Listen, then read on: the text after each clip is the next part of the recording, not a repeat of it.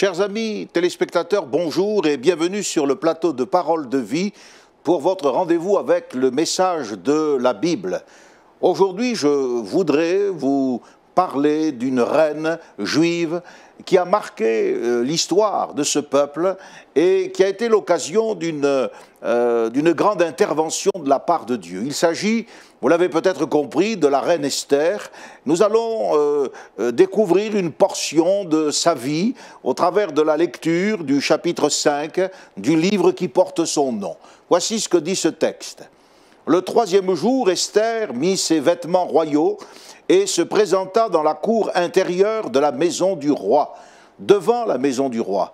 Le roi était assis sur son trône royal dans la maison, en face de l'entrée de la maison. Lorsque le roi vit la reine Esther debout dans la cour, elle trouva grâce à ses yeux. Et le roi tendit à Esther le sceptre d'or qu'il tenait à la main. Esther s'approcha et toucha le bout du sceptre.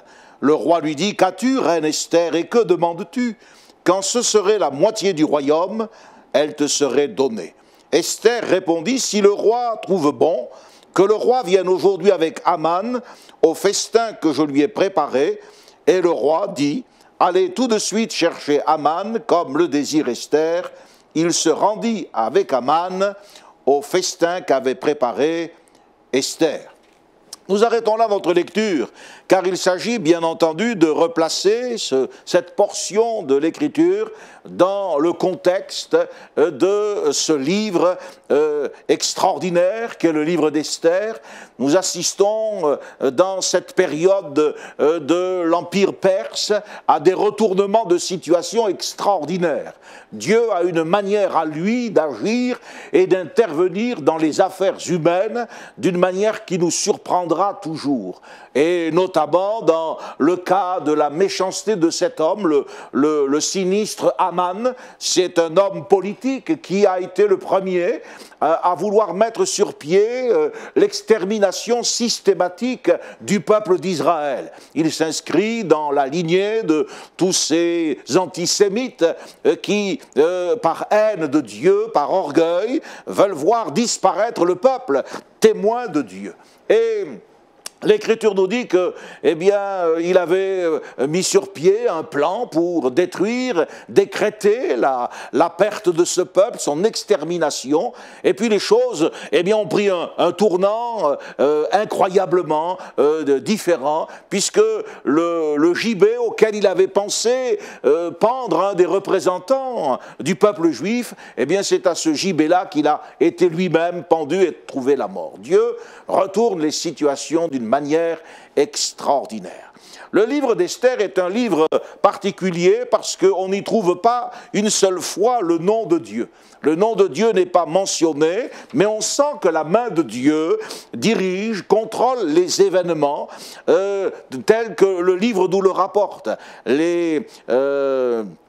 Dans les écoles d'études juives, on pose généralement à tous ces étudiants la question où se trouve Esther dans les premiers livres de la Bible que l'on appelle le Pentateuque. Et l'étudiant devait répondre, il se trouve dans le livre du Deutéronome, chapitre 31, verset 18, parce que là il est écrit « Je cacherai ma face en ce jour-là ». En effet, dans le livre d'Esther, Dieu cache sa face, mais sa présence est réelle, elle est effective. Quoiqu'invisible, Dieu est présent. On ne l'invoque pas, son nom n'est pas mentionné, mais sur cette période de 60 ans, c'est la période que couvre le livre d'Esther, il est là, veillant sur son peuple et agissant de telle manière que sa volonté parfaite s'accomplisse. Le chemin du succès, car quand on lit superficiellement la vie d'Esther, on se prend à rêver aussi à un tel destin, une petite juive ignorée, mais d'une grande beauté, qui est repérée par le roi, qui est aimée par le roi, qui est élue au rang de reine de Perse. le fameux Xerxès de l'époque, célèbre pour son empire universel, eh bien, offrait à cette juive une place incroyablement élevée. Et beaucoup de gens se prendraient, j'en suis convaincu, à rêver d'un tel succès. Mais vous savez, le chemin du succès n'est pas fait de chance, de circonstances chanceuses, comme le croient la plupart des gens. Ce n'est pas vrai. Le chemin du succès est pavé de choix, plus que de chance, de choix courageux, de choix qui, à long terme, malgré leurs difficultés, vont être des déclencheurs d'événements nouveaux.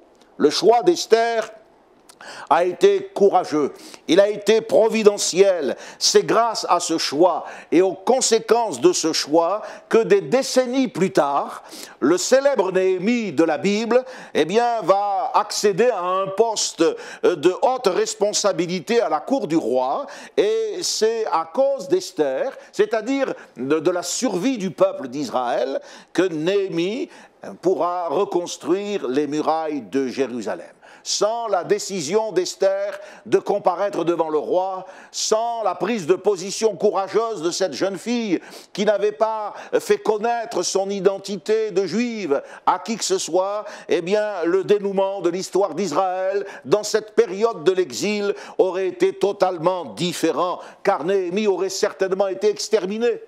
Mais Esther, célèbre pour sa détermination, c'est la jeune femme qui a dit « Si je dois périr, je périrai. J'entrerai chez le roi malgré la loi. Moi aussi, je jeûnerai avec mes servantes. » Ah, mes amis, quel courage c'est chez cette jeune femme, car c'est par elle que le plan providentiel de Dieu s'est mis en place, et c'est ainsi qu'Israël a été épargné. C'est que tout le livre est parcouru par une tension extraordinaire. Aman a été sur le point de réussir son projet diabolique. Il a obtenu du roi des lettres officielles afin que tel jour, à telle heure, le peuple de Perse se révolte et extermine tous les Juifs dans toutes les provinces de ce royaume. Et lorsque les courriers sont partis annonçant cette terrible nouvelle, la Bible dit qu'il y a eu une consternation dans toute la ville, dans toutes les villes et dans la capitale en particulier. Les Juifs pleuraient, se lamentaient, car c'était leur arrêt de mort qui venait d'être proclamé. Et lorsqu'Esther interviendra, et lorsque le roi aura été mis au courant par son intervention du projet de Haman, et que les choses vont se retourner au profit d'Esther, alors de nouveaux courriers vont partir. Et ces courriers vont établir la possibilité pour les Juifs de se défendre. Ils pourront aussi prendre les armes et défendre leur vie. Et la Bible dit que partout où ces courriers passaient, eh bien, il y avait de la joie, du bonheur et des réjouissances. Vous savez, cette tension de vie, de mort, cette tension d'extermination et de survie, c'est un petit peu la tension qui parcourt toutes les Écritures. La Bible nous dit que le salaire du péché, c'est la mort. Et ça, c'est l'image de ce premier courrier, de ce premier message que la Bible tient à tous les hommes. Tous ont péché et tous sont privés de la gloire de Dieu. Et le salaire du péché, c'est la mort. Mais il y a aussi un second courrier, car la Bible dit que la grâce et la vérité sont venues par Jésus-Christ. Et la Bible nous enseigne que si le salaire du péché, c'est la mort, le don gratuit de Dieu, c'est la vie éternelle en Jésus. Ah, mes amis, nous aimerions que, au travers de ce message, vous puissiez comprendre l'amour que Dieu vous porte. Vous puissiez, vous aussi, mettre un terme à vos péchés et donner votre cœur à Jésus-Christ, ce merveilleux Sauveur. Revenons à Esther. Il y a dans les Écritures deux lignées de femmes. La lignée des Jézabel, des Athalie, des Zeresh. Zeresh, c'est la femme de Haman qui l'excite au mal. Ces femmes, elles sont fatales au peuple de Dieu. Et puis il y a aussi la lignée de femmes que l'on pourrait appeler des femmes providentielles. Et vous avez Anne, Élisabeth, Esther qui en fait partie. Et l'Écriture nous montre que ces femmes ont joué un rôle extraordinairement béni. Cette petite juive obscure, sans nom, qui devient l'objet des faveurs du roi, qui est élevée au rang de reine, c'est l'image des croyants qui, malgré leur origine dans le péché, sont parvenus à la royauté par la foi en Jésus-Christ. L'apôtre Paul nous invite dans l'épître aux Colossiens à rendre grâce à Dieu. Il dit: rendez grâce au Père qui nous a rendus capables d'avoir part à l'héritage des saints dans la lumière, qui nous a délivrés de la puissance des ténèbres et nous a transportés dans le royaume du Fils de son amour. Je crois que on ne rendra jamais assez grâce au Seigneur pour l'amour qu'il nous a témoigné. Les chrétiens doivent apprendre à être reconnaissants à cause du grand amour dont ils ont été aimés. Esther, confrontée à la menace de Haman, va avoir recours à la prière. Et elle va devoir prendre un risque énorme, car la loi des Perses voulait que si le roi n'appelait pas la reine, quiconque franchissait la porte de cet intérieur du palais, cette maison intérieure, eh bien, encourait la peine de mort. Et c'est pour cela que Esther demande à sa famille, à ses servantes de jeûner, de prier, et qu'elle prend cette décision courageuse. J'entrerai chez le roi malgré la loi, et si je dois périr, je périrai. C'est l'image d'une âme suffisamment résolue et déterminée dans ses convictions pour oser s'approcher du trône de Dieu malgré l'interdiction de la loi. Vous savez, l'Écriture nous dit que tous ceux qui sont conduits par l'Esprit de Dieu ne sont pas sous la loi. Et c'est pour cela que l'apôtre Paul pouvait parler aussi en ces termes de sa conviction, de sa résolution. Il disait: je ne fais pour moi-même aucun cas de ma vie, comme si elle m'était précieuse, pourvu que j'accomplisse avec joie la course, le ministère que j'ai reçu d'annoncer la bonne nouvelle de la grâce de Dieu. Dans l'élan d'Esther, nous avons celui de tous les véritables chrétiens qui sont passionnés par la cause de l'Évangile, qui prennent des risques et qui d'une certaine manière disent aussi: si je dois périr, je périrai. L'apôtre Jean a pu dire: nous avons connu l'amour, en ce qu'il a donné sa vie pour nous. Nous aussi, nous devons donner notre vie pour les frères. Et Paul disait: j'estime que si un seul est mort pour tous, tous sont donc morts pour lui. Et il disait que l'amour de Christ le pressait. Trop souvent, les chrétiens aujourd'hui font beaucoup trop cas de leur petite personne et pas assez de celle des autres. Nous avons besoin, comme Esther a été aiguillonnée par son oncle Mardoché, nous avons besoin que le Saint-Esprit nous stimule et nous amène à cette plus grande solidarité les uns envers les autres. Dieu peut se passer de notre collaboration, c'est vrai, mais le livre d'Esther nous montre qu'il la désire. Mardoché a pu dire à Esther: si tu te tais, eh bien, tu ne t'imagines pas que tu échapperas d'entre tous les Juifs. Si tu te tais, le secours et la délivrance surgiront d'autre part, et toi et la maison de ton père, vous périrez. Oui, Dieu n'est pas embarrassé, mais il peut faire surgir la délivrance d'autre part, mais nous perdrions le privilège d'être ses instruments. La menace de Haman n'est pas une menace en l'air. Derrière la haine qu'il porte aux Juifs, il y a celle de Satan envers le peuple de Dieu. Ce fut de tout temps la même chose. À l'époque de Samuel, Saül cherchait à tuer le jeune David. Plus tard, la reine Athalie voudra tuer le petit Joas. Après avoir détruit toute la famille royale, elle veut mettre à mort le dernier survivant.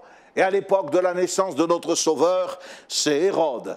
Hérode qui met à mort les enfants de Bethléem, voulant faire périr l'enfant Jésus. Donc, il y a un véritable enjeu, un véritable combat et un véritable danger. Et je crois que nous avons besoin de prendre la mesure de ce combat, de prendre au sérieux cette alternative de vie ou de mort, cette tension entre le salaire du péché qui sera versé et le don de la grâce, de la vie éternelle qui est offert.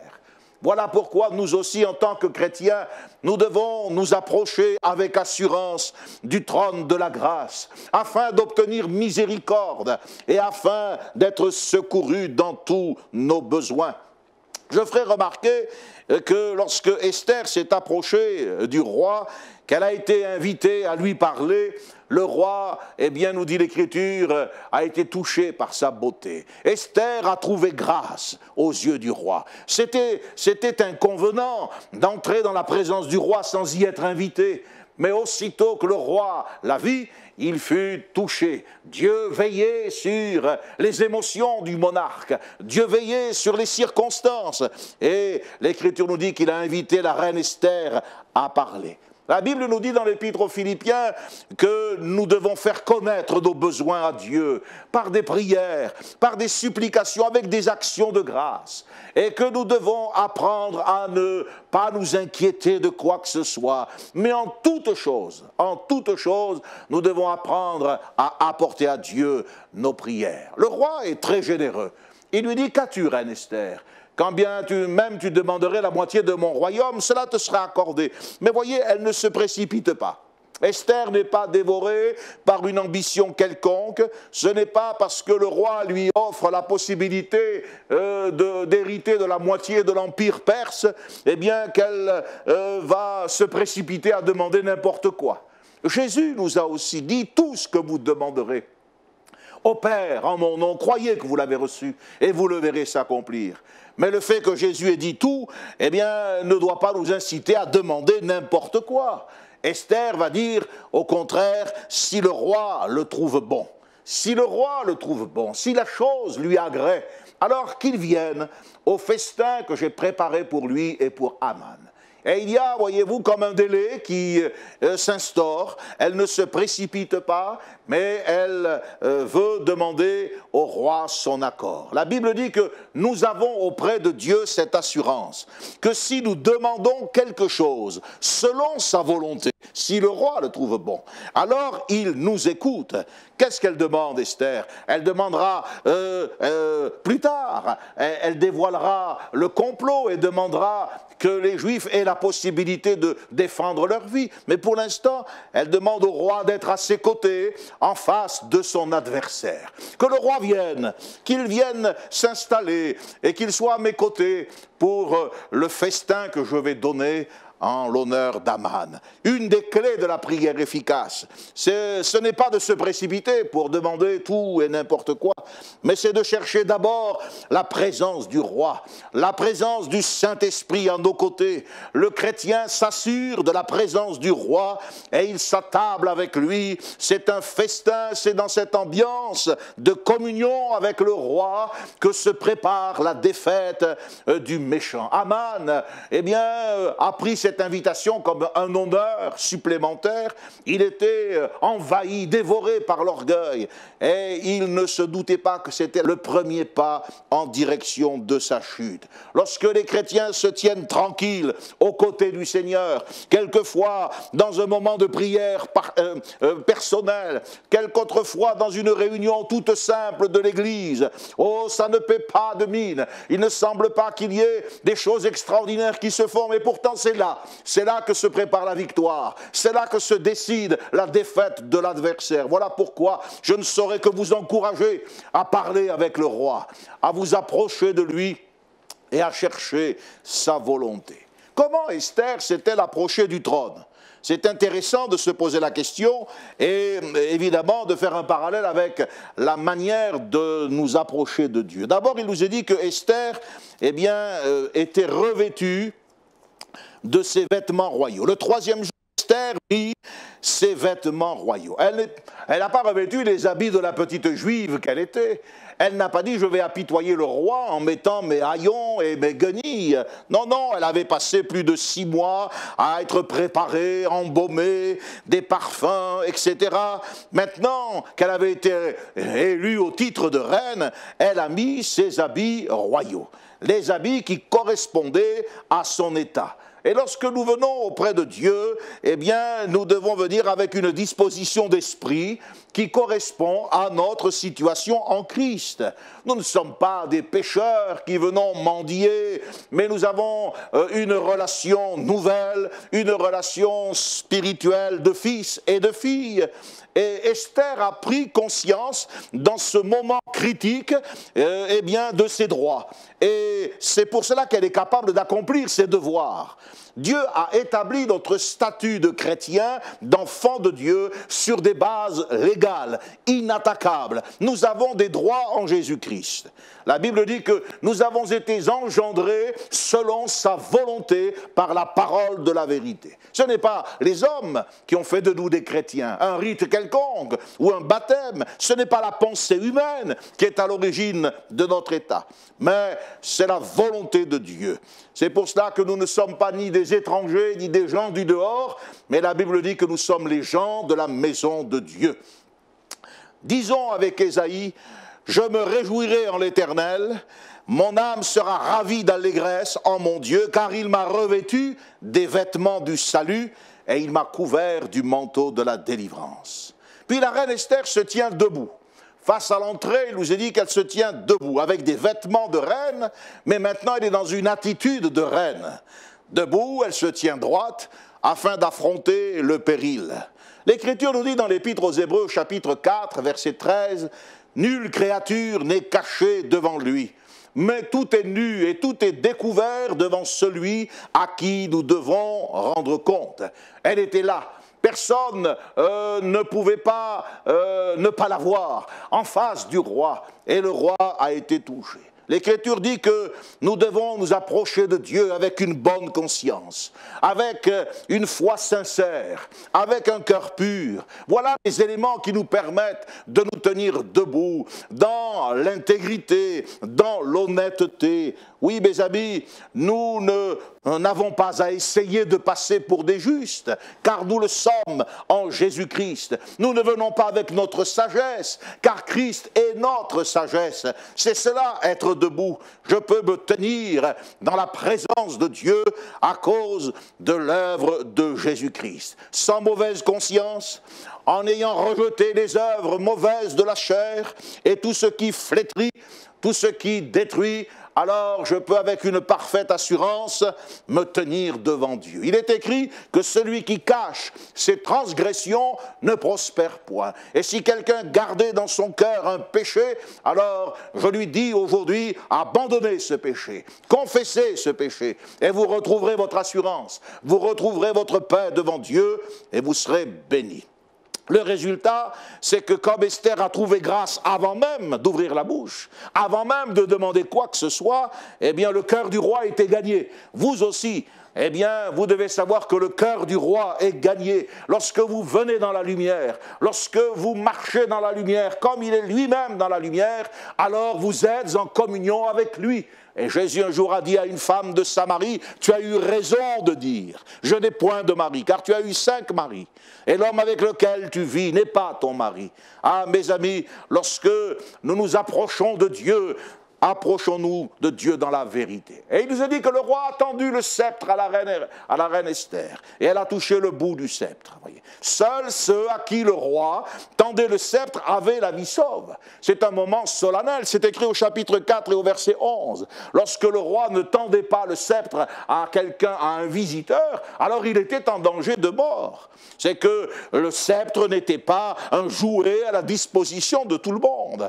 Il était entouré d'un grand respect, car chez les peuples du Moyen-Orient, le sceptre matérialisait l'origine divine du pouvoir. Et lorsque les ministres arrivaient avec le sceptre royal en travers de la poitrine, ils étaient sous l'autorité du roi. Ils parlaient au nom du roi et ils devaient être obéis. Lorsque, eh bien, le roi tend le sceptre à la reine Esther, il met à sa disposition son autorité. Elle est venue avec des vêtements de reine, dans une attitude de reine. Elle se tient debout, mais maintenant elle a un geste de reine.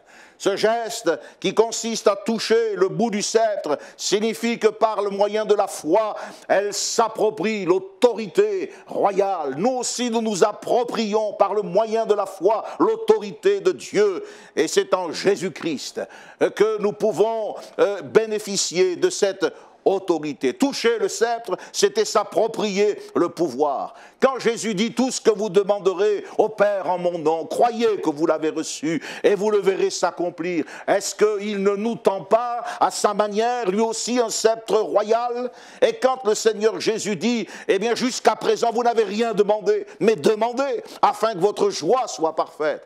N'est-ce pas le roi qui tend envers son peuple le sceptre royal? L'apôtre Paul l'avait compris. Et il dira, tout est à vous, soit le monde, soit la vie, soit la mort, soit les choses présentes, soit les choses à venir, tout est à vous. Esther s'est rendu compte qu'il n'y avait plus aucun problème.